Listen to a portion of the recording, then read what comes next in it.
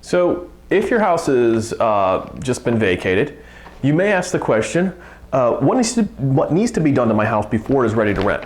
Well, first of all, specifically, if they moved out, we're going to be actually doing a move-out inspection. We use this to help decide what's going to be returned in terms of security deposit and do a security deposit accounting. We have to do that within 30 days. Our goal is to do it much sooner than that, but just so you know, that's part of what we're working with. And that helps you know what's going on in your property. But in general, the better condition your house is, the better the quality of the tenant that you're going to attract. I've talked about it in other videos, but there's a kind of virtuous cycle that you're trying to create of getting a better tenant who takes better care of the property, stays longer, creates less issues in the property, and increases your profit. So there's a sweet spot. I mean, you can, in terms of work done to a property, and you can definitely rely on us to give you a recommendation, but in general, it doesn't, when we've had owners that just wanted to do nothing to the property and then we'll just charge less rent, just doesn't work out. It ends up spiraling down and making things worse and worse and worse. So in general, some common things are, we really seek to have things cleaned out really well. We have a cleaner that we use on staff, and that sheet follows a detailed checklist, and we've just had people talk about how clean and nice these properties are.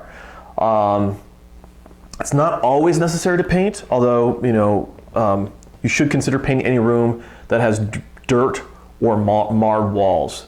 So at the very least, paint the wall itself. You can't just touch up, because you're never going to get a perfect match. You're always going to see a big blotch of paint where you touched up. So basically, if there's dirt or mar on any single wall, you got to paint the entire wall. And generally, a lot of times we do I think it's better just to go ahead and paint the entire house if there's a significant amount of those. A neutral color is best, although lately we've been experimenting with some accent walls and things of that nature. I think that people are getting the higher expectations for interior look, aesthetic feel, because of HGTV and things of that nature.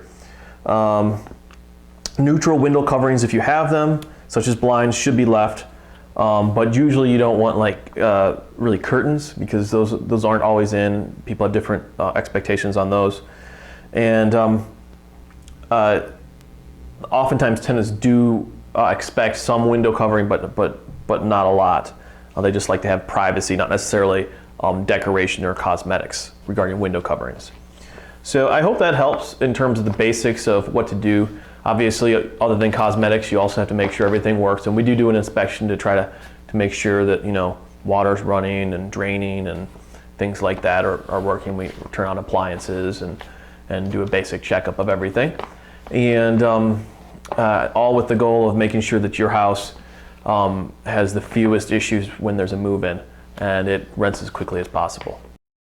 Attention landlords, are you interested in professional help, leasing, lease optioning, full-service management, or acquiring more investment property? If so, please call 440-220-7300 or email us at sales@propertymanagementoh.com. To get tips, tricks, and relevant Cleveland, Ohio investment and landlord information, please visit propertymanagementoh.com/news and subscribe to our newsletter.